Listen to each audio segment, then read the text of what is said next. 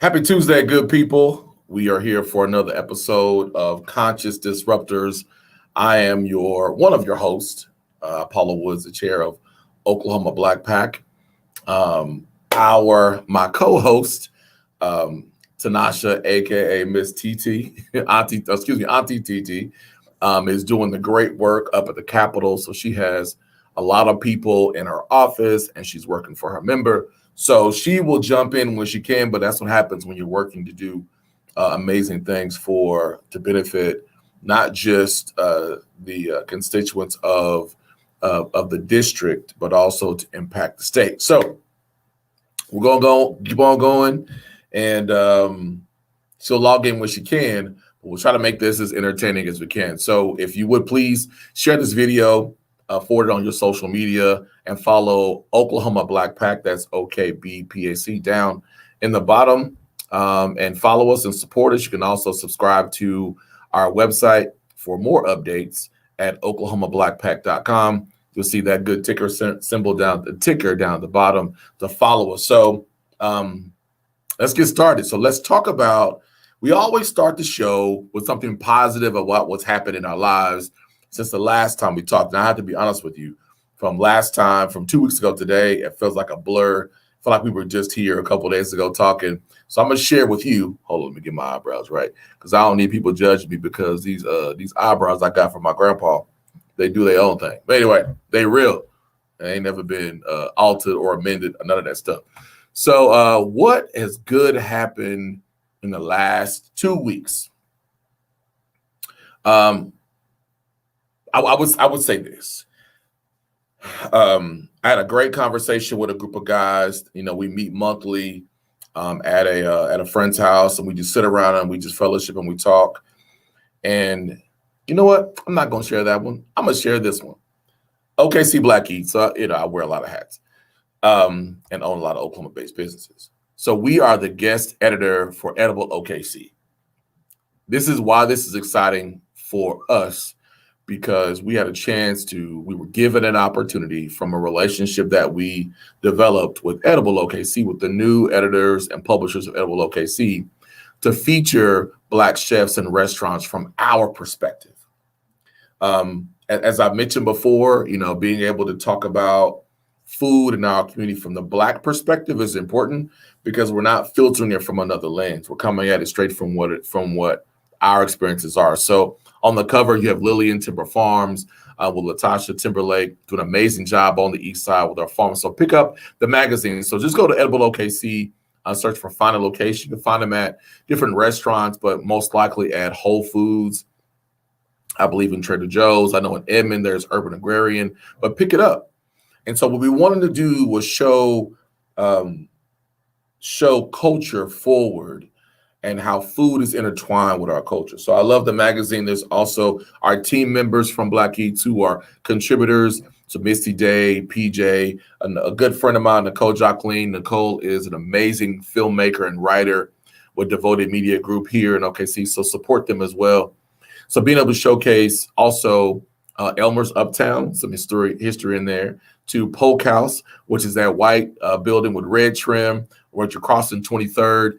On 23rd, going east, going toward MLK. That's a landmark. So pick it up. And then also, me and my mom are in there, so we have a good time. It was a fun experience with my mom taking photos, because that was the first time my mom and I had actually taken adult photos together, and it's in a photo shoot. But what was emotionally touching for me was to see my grandmother's name in the article headline. I'd never seen my grandmother's name in bold letters like that.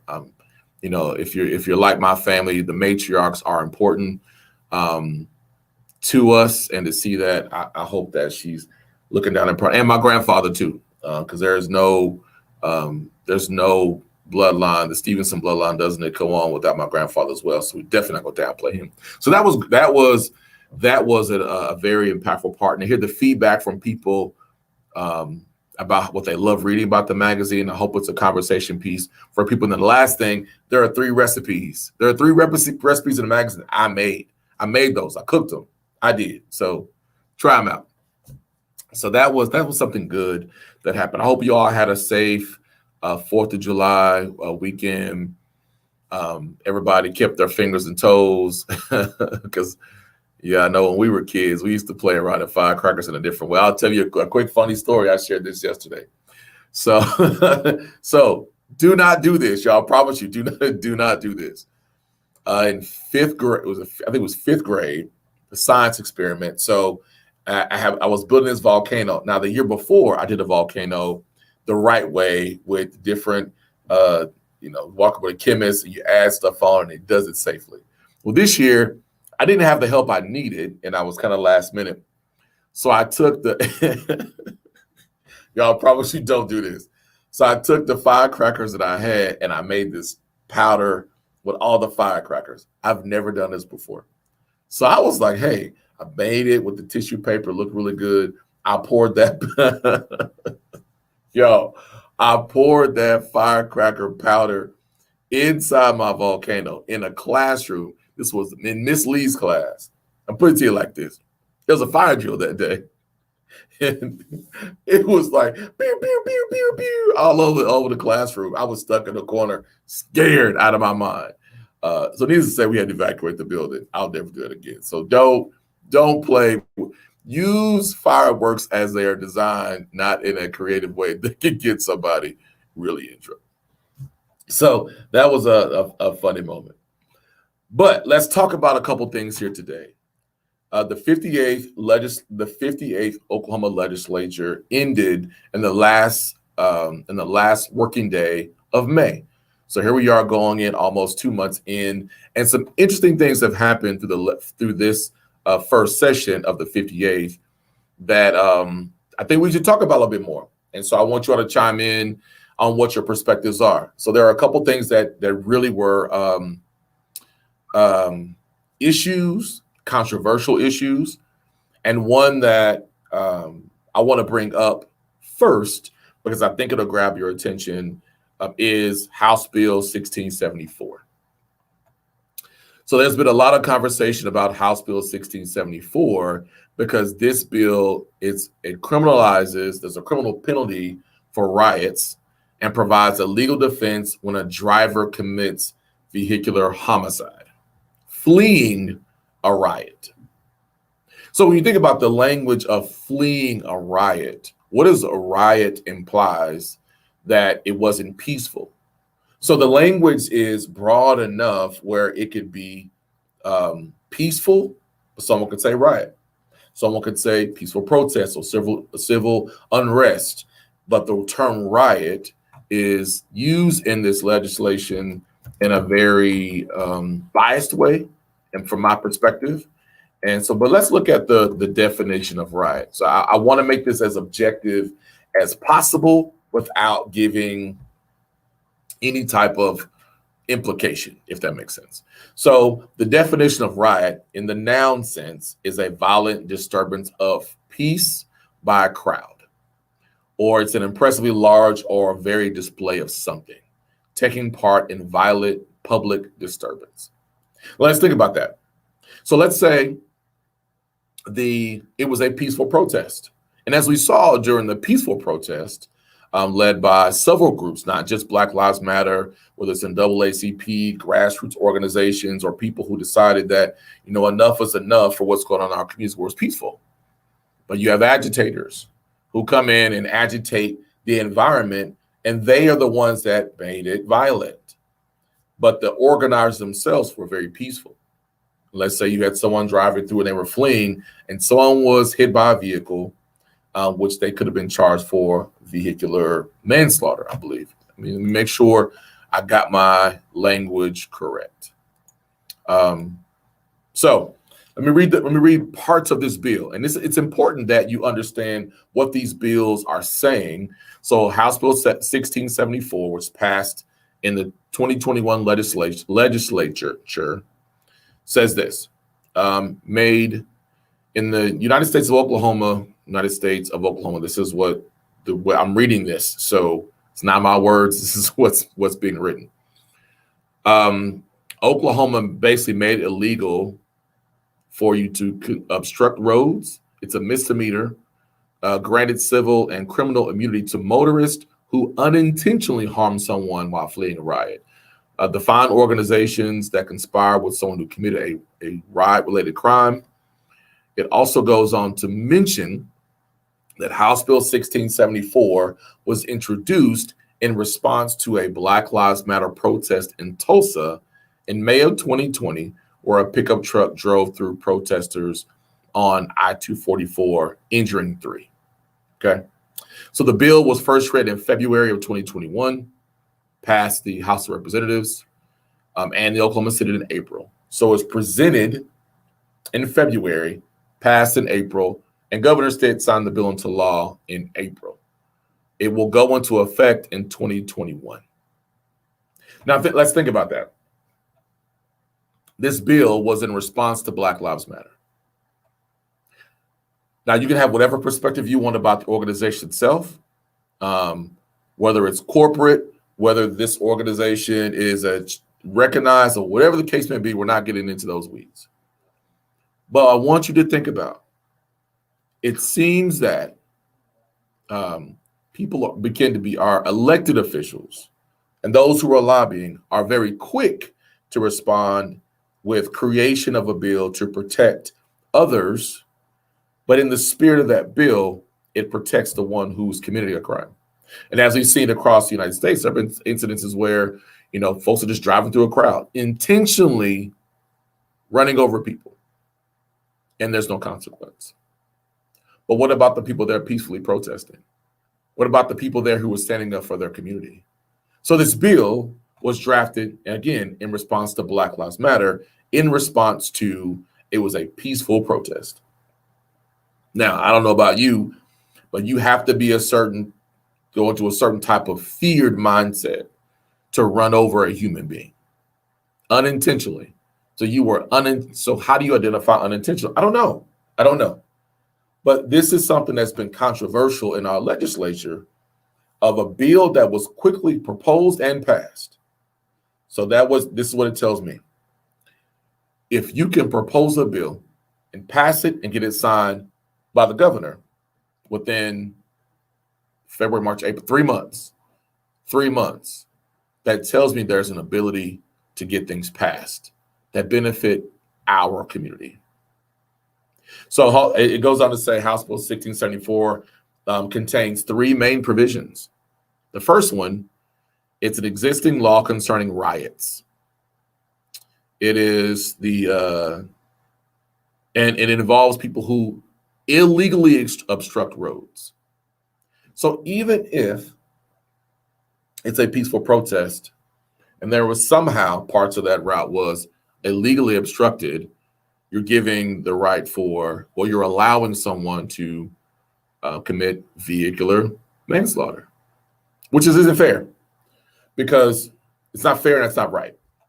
So how are we going to respond when these bills are proposed that could cause harm? So now you create this sense of, I don't even feel comfortable walking in the street in response to someone's life being taken.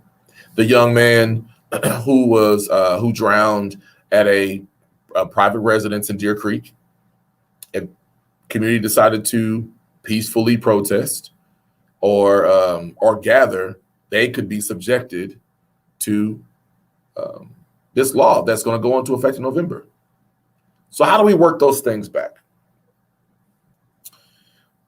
The answer that I have for you is the same answer that we have talked about week after week. We have to make a decision.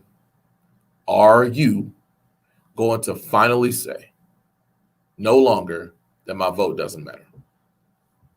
Are we going to finally say, our voice doesn't matter? Because you're giving up. It's hard. It's not a quick race.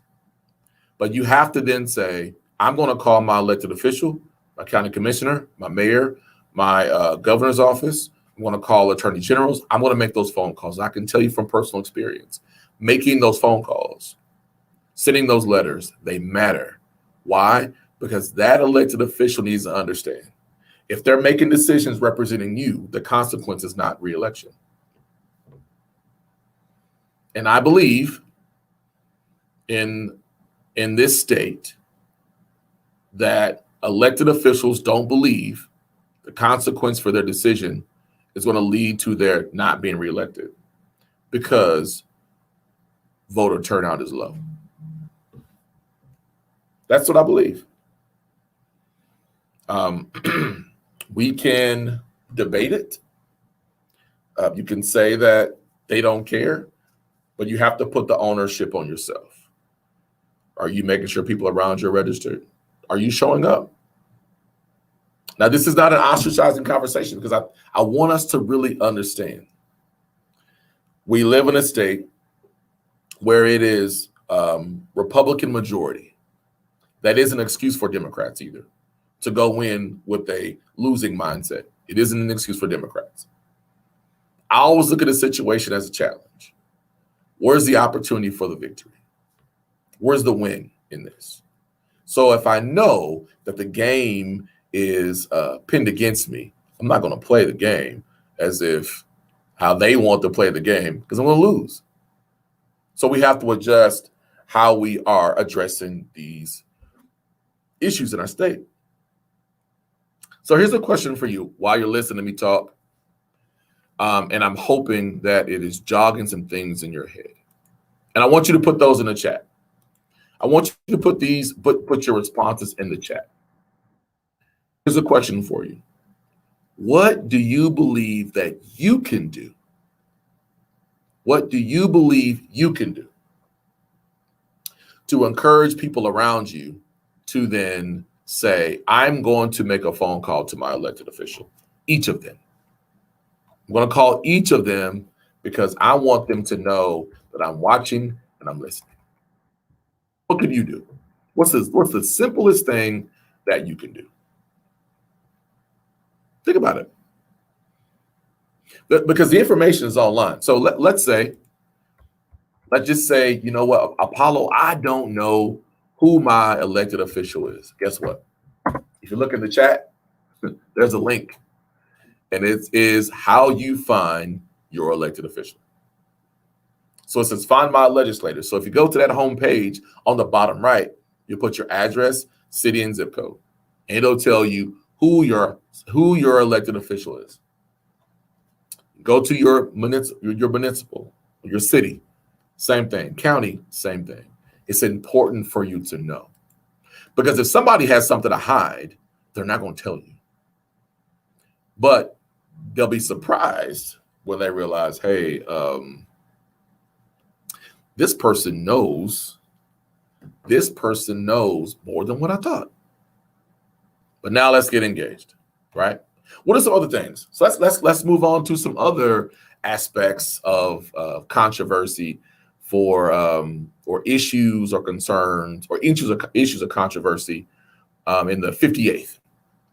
I'm gonna save the critical race theory for last because I have something I want to add on to that. Let's talk about the anti-transgender legislation. Now, let me say this. This is not a anytime we start talking about topics, well, I mean, not even put it that way. We have to be confident in having conversations that impact transgendered LGBTQ community members. We have to have those conversations. And in our community, we have to stop feeding into this homophobic fear because we're talking about a human being in general. And even as Black people, we weren't considered whole humans until we were able to vote. And that wasn't even 100 years ago through the Civil Rights Act. So if we just talk about it from the place of, number one, I don't see a person from their gender. I see a person as a human being. That's all we wanted. Start loving Black people. Oh, I want to say that. Start loving Black people. I'm going to just say that. And let's go forward and talk about Senate Bill 2.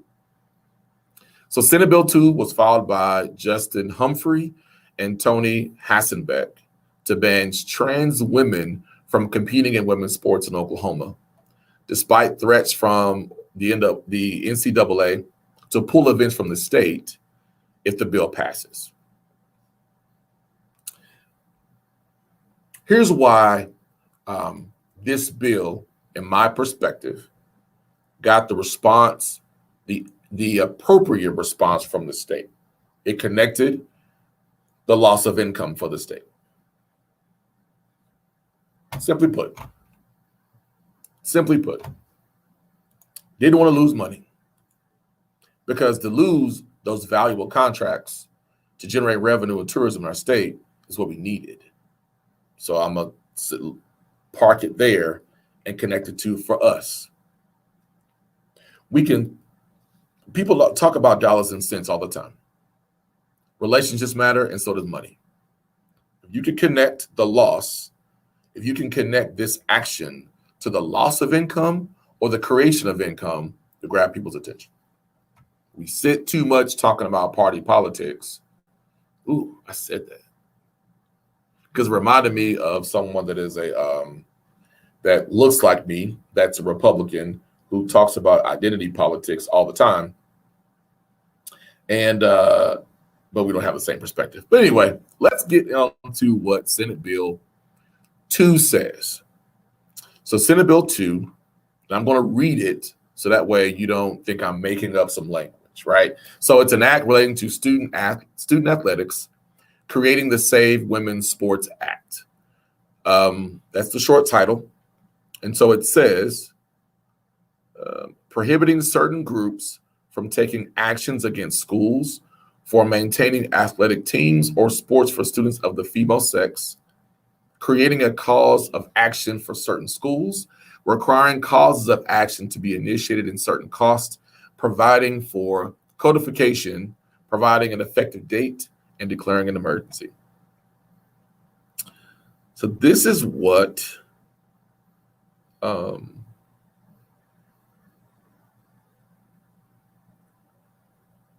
okay, so then item C, 3C says, athletic teams that are sponsored by a school or sponsored by a private school whose students or teams compete against the school shall be expressly designated as one of the following based on biological sex: males, men, or boys; females, women, or girls; co-ed or mixed.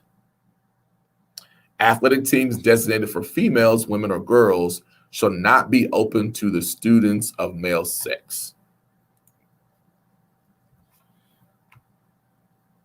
Why does that matter? Hey, y'all, look who on the screen. look who decided to show up, right? Look who decided to show up. I done went on into my zone. What's going on, good people? What's up, Conscious Disruptors? Yeah, so it's a day. You chimed in as I was talking about the Save Women's Sports Act. But, we can always back up. We don't have to back up. I was listening to you. Okay, my bad. My bad. Hope I was doing something to get your brain jogging. Yeah, yeah, because I was getting ready to look that up because I hadn't looked up. And you said Senate Bill 2. And that's a congressional bill you're talking about? This is Oklahoma Senate Bill 2. Oh, Oklahoma Senate Bill 2. Okay. Yeah. What I thought about, it wasn't even relative to what the bill is about, but if the people understood what you read last on that bill, if they understood what an emergency is and the date.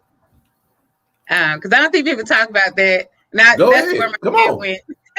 Come on. Go ahead with it.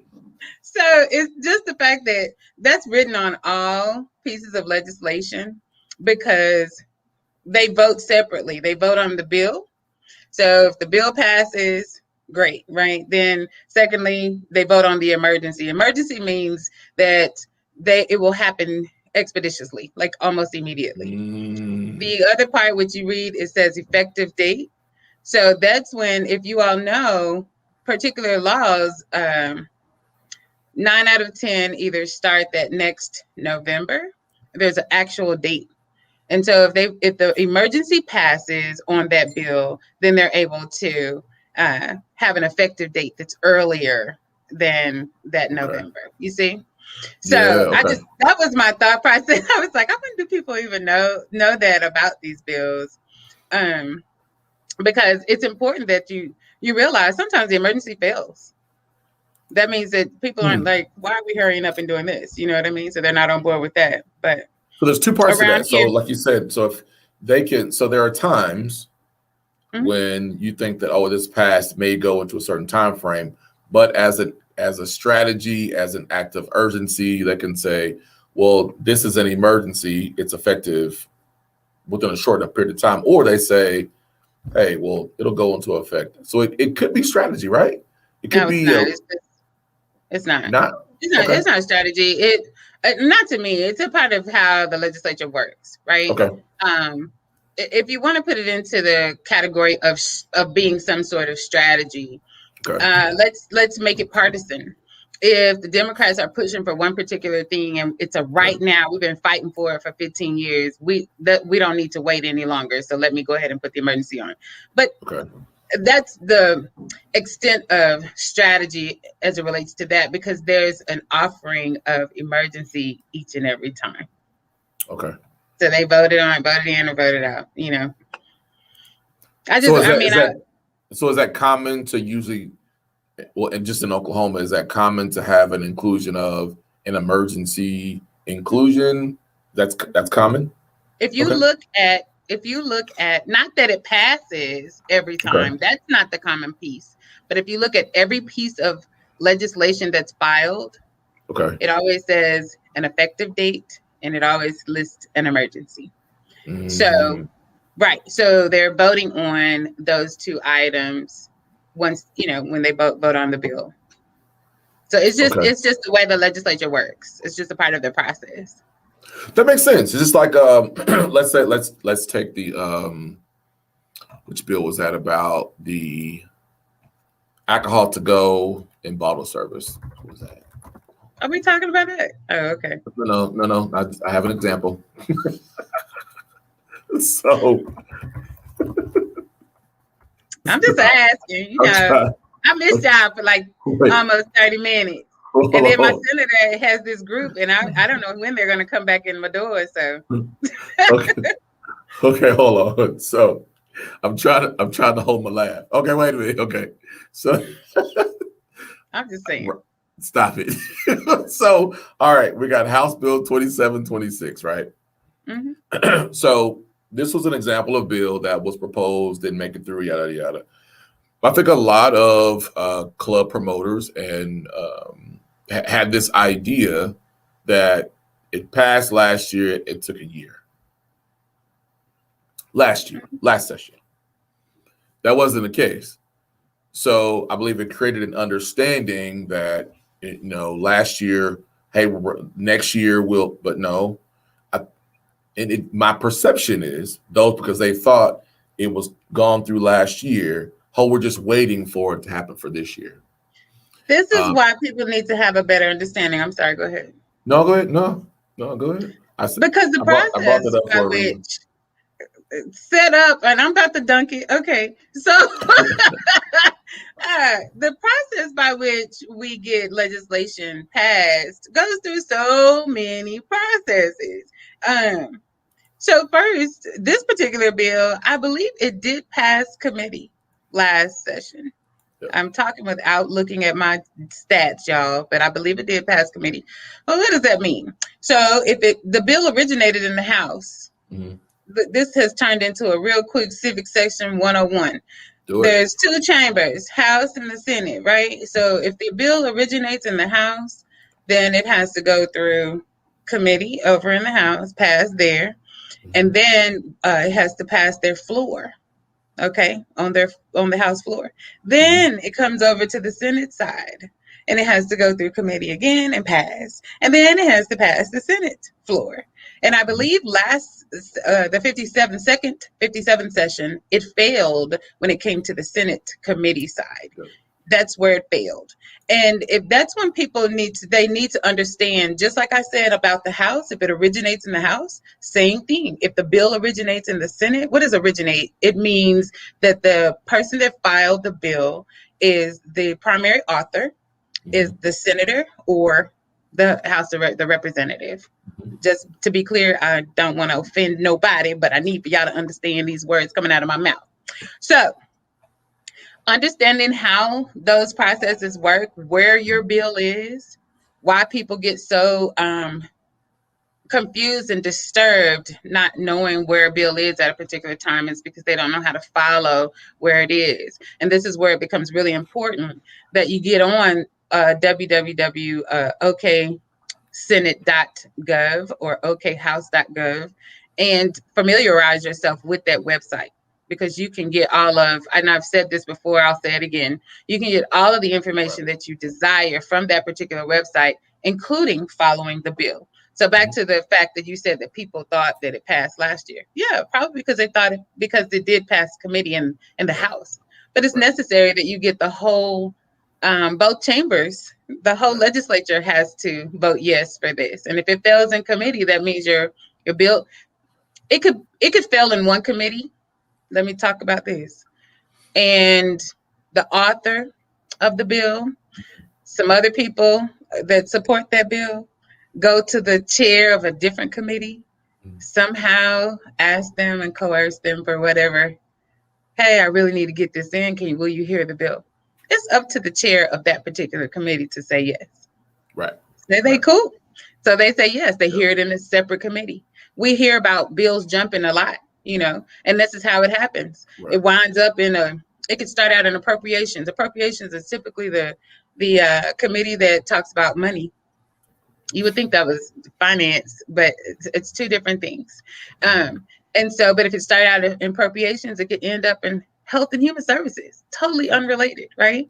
And so you just have to be diligent in your pursuit to make sure that you're following your bill, and make the phone calls to the offices of those authors, and you can get the information. Even if they don't give it to you, just call down the list of the committee members. But you know what? I think even for them, even for the person watching, that might sound intimidating, because it sounds like that's a singular act, and it can be. But this is the part that, if you are engaged with a group of people, or you're actively involved in a civic organization, and you're doing the work as a collective, it becomes easier for you to do. So you don't feel like, I'm making all these calls in addition to the other personal responsibilities that you have. So it is very important that you find an organization that you want to engage with. So much work happens in civic organizations and nonprofits, your fraternal organization, your sorority, your church. So much work happens within a body of people, within community, to get your voice heard. So like they say, you have more impact as a fist than you do a separate five fingers. So get involved with someone so you feel like that workload is off. And something that you mentioned, whereas it failed committee last year, but it got brought up again. So if it didn't pass once, doesn't mean that they're going to stop and being persistent to present the bill again. Right. So I want us to not be discouraged that, oh man, this bill that I was really behind failed or it was dead. Now, just to bring it back to the Save Women's Sports Act, this bill, the status of the bill was, it is dead as of May 24th, 2021. So it's dead at this point. It's dead at this point. Back to what you said, it could still come back. Right. Because somebody's working on it still. Somebody's still working on it. Somebody is still working on it. What is that? What is working on it? That means that they are talking to the authors. They're seeking out other organizations that have done these types of things to make it very relative. But Auntie TT, but you said that the legislative was over the last working day of May. Why are they still doing stuff? First of all, you done opened up a whole worm right there, can of them, okay? So first of all, when we get a job, we work all year. You know what I mean? We may have, 12, 14 holidays, or 10 or 12 holidays, and then you get some vacation time that you got to earn, right? So that's how we take our time. In the legislature, Oklahoma's legislature works diligently in session for 4 months out of the year. So what are they doing for the other 8? Anybody need to have you ask the question? That's the other part that they're doing. That's when work is done behind the scenes. And I say behind the scenes simply because they're not in session. That's when you have not just interim studies going on, but a person like myself, we occupy the Capitol 12 months out the year. Yep. We're only closed for holidays like the rest of the people, and we have to take vacation if we're going to be gone like other people. But your legislators and the office of which they inhabit is constantly working. The staff is constantly working here to get things together for the upcoming year. Um, the constituents, us, we're bringing things to our legislators, giving them suggestions, telling them things that are happening. Some people don't realize that we could possibly have a bill that protects or corrects a situation until it happens to them. And so they call their legislator. And that starts the whole process, which is perfect because bills are typically filed in December of each year. So So, that's it. So when you look at the interim period, the time out of session, they're always still working. So if you see your elected official at whatever level of government out and about at a restaurant, at a gas station, take that opportunity to connect with them, express your concern, and voice your opinion. Just because the session's over, they're still at work. They still were paid by your tax dollars to work for you. So that is the best time for you to say, hey, I saw what you did during the session, or what are your plans going forward for was it 58th second session, right? yes. All right. I'm trying to get it right. There's a lot of numbers in here, right? A lot of You numbers got in it. But I want But to add to it is that. very important that we don't stop because a session is over. There's still work to do. And adding along to with that, the time during interim for Oklahoma's legislature is an awesome opportunity for them It to is. become involved in several different things. There are organizations that help our legislators be better. They're national organizations. So they do go to conferences, they do travel for different things so that they can become more nationally associated and help Oklahoma. How we pass different pieces of legislation is because other states get it done. And we're Yep. like, okay, that state looks so much like population wise, the dynamics of whatever state it is looks like Oklahoma. What we could do that. The people of my constituency have been asking for this, so let's do this. So we bring that research. Y'all, that cuts out a whole tree. Yeah. You know what I mean? So if they've passed legislation, you bring it here. You have your own statutes looked up to see how we can get this information in, or if it's in there already, what do we need to do to make sure that it's being utilized properly? So Yes. So what I had been talking about was I was bringing up some issues and controversy that happened during the 58th, right? Just to bring attention to them. We're not, just to bring attention to the bill and loop in all these action plans that we can take. So the next one I want to bring up is in regards to women's health. And abortion is always a controversial conversation that seems to be led by men. Specifically, you see a lot of white men leading the conversation, leading the conversation, which makes women feel that somebody is trying to control my body. Abortion is a sensitive topic for a lot of people. And I at times struggle with I don't get into is it by the heartbeat? Is it from conception? All that. I think those become distractors for people to decide what life and what life is not. I'm not here to decide what life is. But in regards to the bill, looking at, here's an example. So you got House Bill 2441. House Bill 2441. This bill bans abortion once a fetal heart is detected. Now, this was there's a lot of language in it, and I bring this up because it seems that abortion is a continual topic brought up with whatever I can't in this moment identify whatever their true intention is. But what does disturb me is having men leading this conversation about what women should do.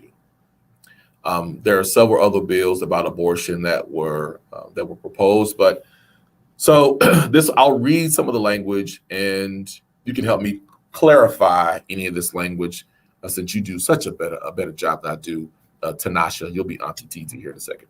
Really?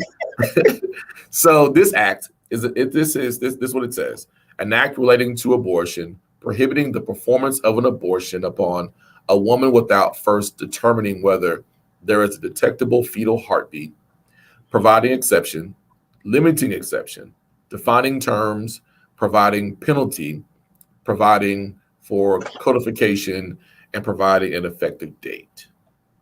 So it says in section 1A, no person shall perform or induce an abortion upon a pregnant woman without first detecting whether or not her unborn child has a heartbeat. No person shall perform or induce an abortion upon a pregnant woman after such time as her unborn child has been determined to have a detectable heartbeat, if, in reasonable medical judgment, she has a condition that so complicates her medical condition that is necessitates the abortion of her pregnancy to avert her death or avert serious risk of substantial yada yada yada yada yada. No, that's important. And irreversible physical impairment of a major bodily function, not including psychological or emotional conditions. All of this is important. But go ahead so I can get on what I'm talking No, about. go ahead. I mean, that's because I wanted to cut it off because I know it got longer, and I wanted you to share, just as, of course, as a woman, as a mother, what are your thoughts? All right, let's get into it. Okay. First of all, one of the things that I like to tell my colleagues, every time a Black woman says, first of all, she got a lot to say. Right. I like to share this information with people who don't necessarily work in this industry about the ideologies of the people who push these pieces of legislation. And what I know in this particular bill, first, Apollo, you said men are leading these initiatives. Well, Daniels is a woman. Oh, wow. And Daniels is in the Senate. And what I remember when I was in the House, it was the same thing. A former legislator, always a female, a couple of them, taking the lead, taking the charge on these types of bills. Now, it's twofold. This bill punishes the physicians. It puts the physicians in a particular situation that they take away. Medical doctors go to school and have so long time, what is it, a residency after they go to school, and during all this time. So they take away their ability to actually practice their profession, to me, in the best way possible for their patient. Because if they know that this patient needs this particular surgery, they have to go through all of these rules and regulations to make sure that they're not going to get, somebody going to come in and put them in handcuffs because they've gone against whatever this bill says. And then the second thing is the language itself. It's stating in here, a pregnant woman, no man can be pregnant. Then it says whether or not her unborn child, it's not indicating him or her, it's her unborn child. Everything is relative to that individual's body. Right. If a woman needs a toe removed, ain't nobody caring about that. If they're diabetic, if they have hypertension, nobody's caring about that. But if they're diabetic, have hypertension, and have some type of mental health, schizophrenia, right, about them, but that does not say that they cannot get pregnant. All of those ailments affect a woman in her pregnancy. It may not be the best thing for that woman to carry the child. I'm sorry to just. So I just finished. I was reading while you were talking, and here's some of the language. This says, section 1, and I went down to C and D. Okay. I'm going to read it for what it says. Reasonable medical judgment means a medical judgment that will be made by a reasonably prudent physician, knowledgeable about the case and the treatment possibilities with respect to the medical condition involved. D says, Any person violating subsection A of this shall be guilty of homicide. Like I said, if I'm a whole doctor, not a half of one, I've been practicing. I understand what this. There's women can get pregnant and in their tubes. And my understanding is it's an ectopic, pregnancy is what it's called. And my understanding, I've not experienced it, but it's an extremely painful situation. I remember 2 sessions ago listening to a senator, a male, debate on this Senate floor that, according to some documents, research that he got from an international country, they can remove the embryo from the tubes, place it in the uterus, and move on with life.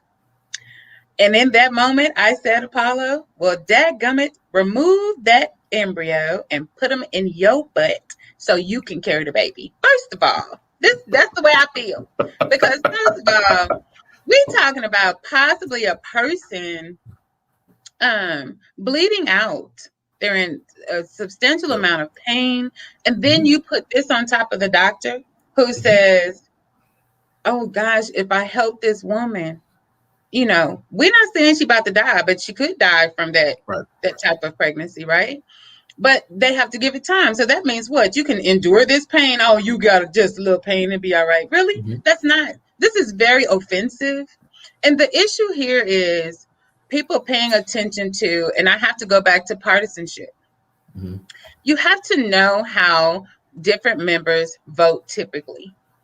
And it's a simple pulling up the website and looking at their votes on you can pull up a member and it tells you all the legislation they ran, but also you can pull up committees and you can pull up each one of the committees and find out how they vote on different things. What makes it easier is just looking at the legislation that's filed actually heard on the floor, how they vote. And you can tell if they lean right or left, right?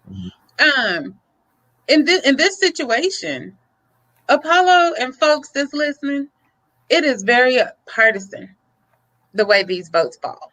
We can look at the votes on this particular bill. Do you have them up, Apollo? I can tell the people the votes on this particular bill. The Senate votes, which happened just in April, they are, do you have them up already? Yep. I have them up. So we have 37. First of all, let me say this. There's 48 members in the Senate. That's all I'm going to talk about here is the Senate. 48. 9 of those members are Democrats. Hear me clearly. There's 48 members of the Senate. 9 of those members are Democrat. Now I'm going to give you these numbers. On the third reading of this particular bill, 37 yays. There's 48 members, y'all. 10 nays, and 1 person abstained, basically. They didn't vote at all.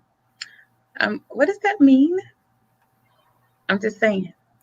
That means majority of the people voted yes for this bill. And I just told you about partisanship.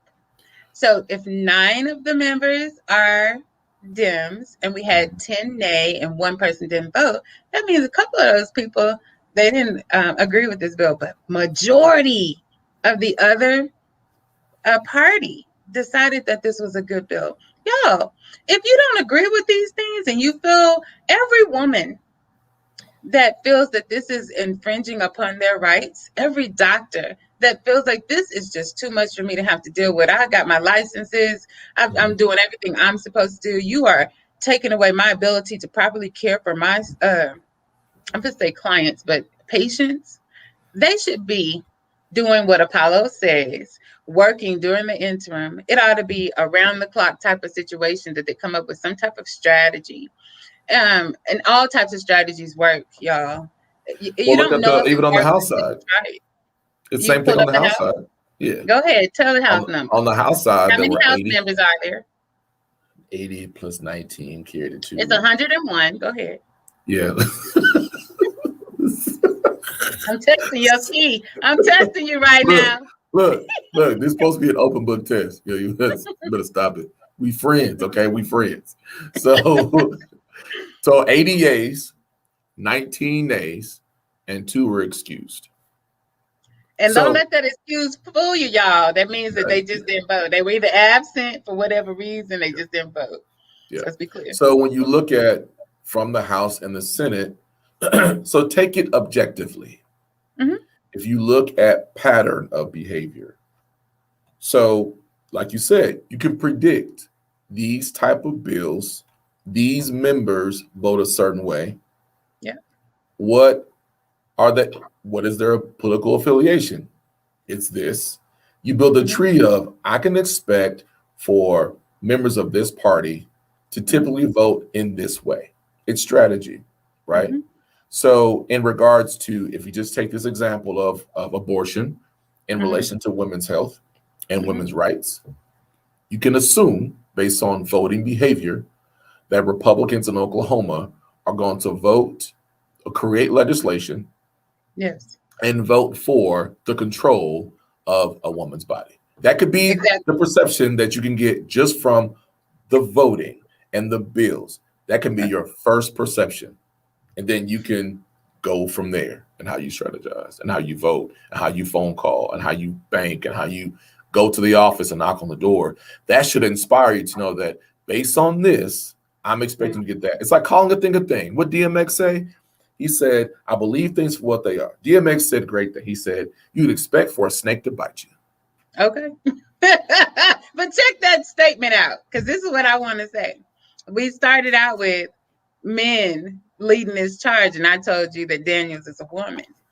So calling a thing and having levels of expectation.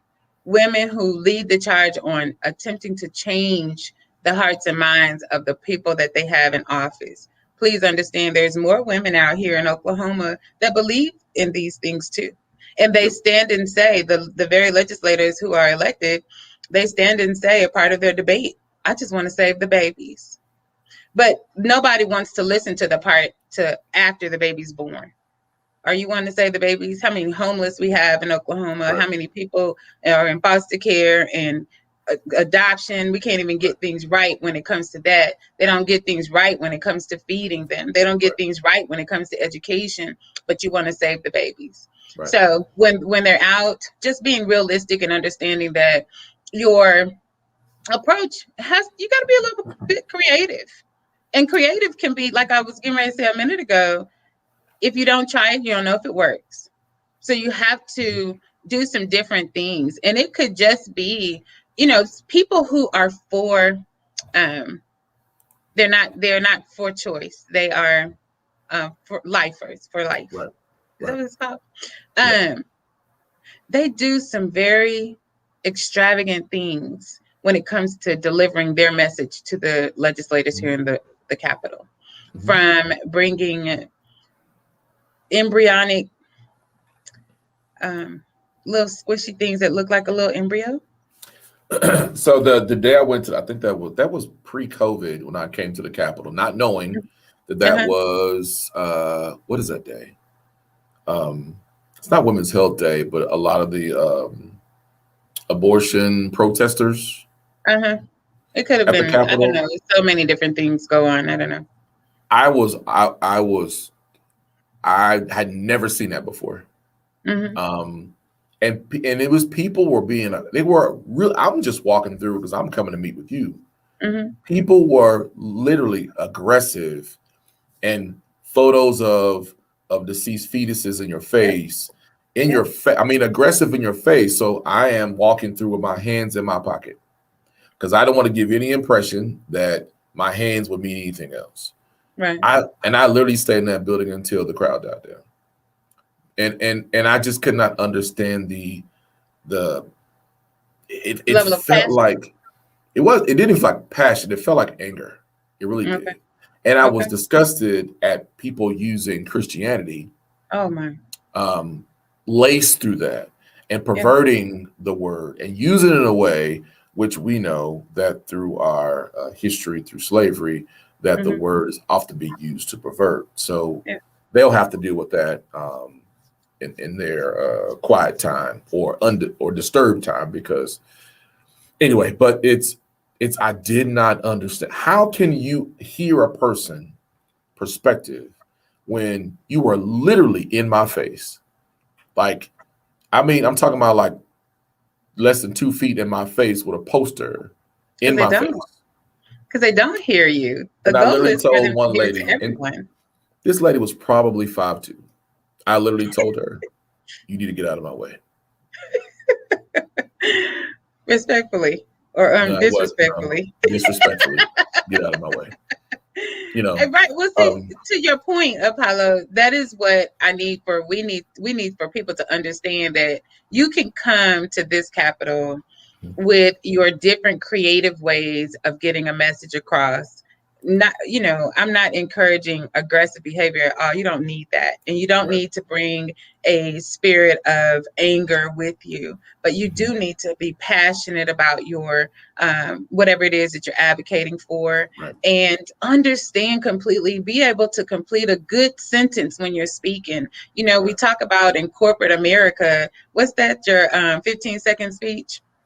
That you can be on the elevator pitch. You Yep. need to be able to give it to them quickly. You need to be able to walk with the legislator when you see them swoop into another meeting or whatever the Mhm. case may be. It's important. Yeah, I want So to read this comment that yeah, someone posted as we got about 3 minutes left. So someone commented, "This bill is absurd. How do we galvanize a base to prevent these bills from becoming legislation? Although HIPAA should protect against any procedure being public knowledge that isn't child abuse or neglect. The bodies of women should not and cannot be and policed." cannot be policed. Come on, I agree with you. Yeah. We agree with you that the bill is absurd, but unfortunately, the bill is already passed. So at this point, Yep. you're wanting to lobby for change of the bill. And that's absolutely possible when you get with legislators. How you galvanize, you get with legislators. You can look at all the people who voted yes on this bill and Yep. present them with information that would change the bill. It Right. in this bill, we could go through here and put some not ifs, some buts, and but for and Hmm. beforehands to change the whole language, and it will Hmm. become something different. And take out language. You can strike through language. So as far as your galvanizing, it starts with you getting more familiar with the particular bill. We're talking now about House Bill 2441. You go to that website, you can pull it up. If you I make put the yourself link down familiar. in the chat. You'll see the link down there, and I mean that is a great point. Is that when you're Mhm. thinking? So I think the way that we galvanize the approach isn't any different. But I think Right, what is different is we have to make a decision. Like we can talk about historical information. We can talk about how things are done, but in order to make change happen, we have to go from talking about all what we know and who our right, people are and talking about things right. to going from the Moving. talking to put those feet on the ground and actually move. And I believe this all through my soul. Until elected officials realize that their seat they can be removed from that seat from the power of people's vote, they will continue to operate in a way without fear. They're not You're afraid of you. absolutely right. They're You're absolutely not absolutely afraid of you. right. So Not afraid of we need to nothing. go from we can call it ego or different perspectives or viewpoints or whatever the case may be. We literally need to go from I need to start sitting around people. Well, let me not say that for me, but you need to start thinking, sitting around people. We're going to go from talking about it to doing. Because if we don't, they're going to predict this. All those black folks going to do is walk and talk and raise noise, and it becomes a race issue because they don't come to the Capitol. They'll do a Black Lives Matter rally. Anytime black folks get together to connect to BLM, no shade, but that's just what it is. That's how they think. They're not going to come to the polls because a small percentage of them actually vote. It only takes me about 3,500 votes for me to win an election. So they've already gotten their head because your behavior has shown them we ain't worried about that. He's going to do. Oh, we got. Notwithstanding, they have statisticians. They have Oh yeah, people who are working with them. They the have, numbers and matter. yeah, they do. And also to add on to what you said is raising of money to Yep. actually support a particular candidate who's viable in these areas. I cannot tell you offhand what district Julie Daniels is in, but I know that her seat, I think that she's about to term out. And so just talking about things like that, people need to, if you want to galvanize and support folk, it takes money, y'all. People got to be willing to donate. And I don't care if you got $5 from all 500 of your friends to donate to this. That's money that is needed. Yeah, but Never we'll think that give your $5 to a presidential campaign, but we won't give $5 to a local or state campaign that actually directly impacts us. So I really don't want to hear people say, well, we don't typically have money. No, you got money. Stay out of Taco Bell. You got money. You got money to spend and donate. Sacrifice your Taco Bell. I'm just saying the change that comes. No, you do need to sacrifice your Taco Bell. No, you do, because the people. But we keep repeating these messages, not we as individually, but as conceptually, it is we don't have. No, you do. Yeah, you do, because I see y'all on Sundays and y'all spend money on Sundays. So you can give $5 to a campaign. You can give $5 to a voter registration effort if you don't have the $5, because things are tight. I'm not trying to get in your pocket, but you can also give your time as well to the effort, right? Yeah.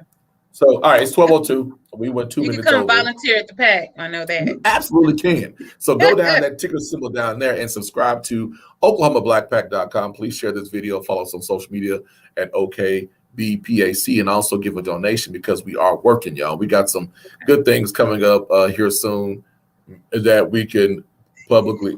I got something in my eye. That we'll be able to talk about in our first year. I'm super proud of what we've been able to do just in our first year going into year 2. So we need statewide support, and also support outside of our state for the work that we are doing. So Auntie TT's moment. Hold on, wait a minute. That's your intro music. I told you we're gonna get this music ready. We're gonna get it. That one, pick up the pieces. It'd be the end for me. Okay. Right. My thought today was, but it requires a little bit more time, but I'm gonna go ahead and put it out there. I have to say 2 things, because Apollo made me think of Frederick Douglass last time when he told y'all that he prayed for 20 years for, what did he say? He didn't receive an answer until he prayed with his legs. Apollo just gave y'all that same analogy through what you can do about galvanizing. You can't keep saying and having these conversations without moving. So pray with your legs, right? But my real thought was today, it's just because you can don't mean you should. And I'm going to just leave it right there, because I got to go a little deeper into why I said that. Just because you can don't mean you should. All right, y'all. Have a wonderful, wonderful rest of your day. On that note, pick up the pieces and get to moving. I'm sorry I was late, but I enjoyed this. I enjoyed it. So, y'all, pray with your legs, get moving. Seriously, we have some great work that you can do individually. You have to get off of just talking about what we need to do to positively impact our Black communities and progress forward. If you look and see the writing on the wall, other communities get things, we can get them too, because those other minority groups have benefited from the death and blood, sweat, and tears of Black people, African descendants. So I hope you will subscribe to OklahomaBlackPac.com, submit a donation to help us fund our efforts, and volunteer. We have some exciting things. New names. We need some new names. I'm challenging at least 10 or 15 people. Come on, 10 y'all. or 15 people. Come on, sign up. And we're not on that mode of, if you don't see us working, that don't mean you're working. No. Here's what we do know about people who work. They see your work. All right. Anyway, pray with your legs. We'll see y'all in 2 weeks. Follow us, subscribe. We'll see y'all in on July 20th. All right. Next time we see you. All right. Y'all have a great day. Bye.